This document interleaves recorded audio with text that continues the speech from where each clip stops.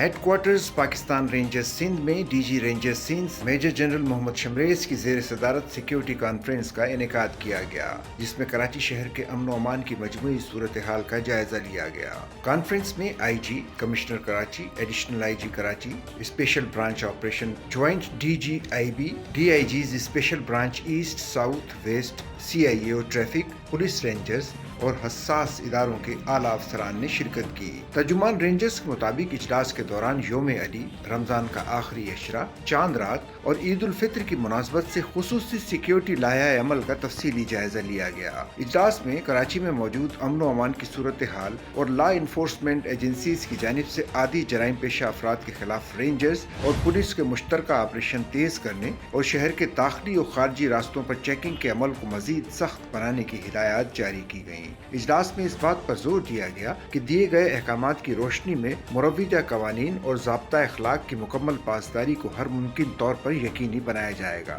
इस मौके पर कानून नाफिज करने वाले इदारों ने अमन व अमान की सूरत हाल को यकीनी बनाने, किसी भी किस्म की मुनाफरत, जबरी फितरा, ज़कात और शिद्दत पसंदी फैलाने वाले अनासिर पर कड़ी नजर रखने के हवाले से हिकमत अमली का भी असर नौ जायजा लिया।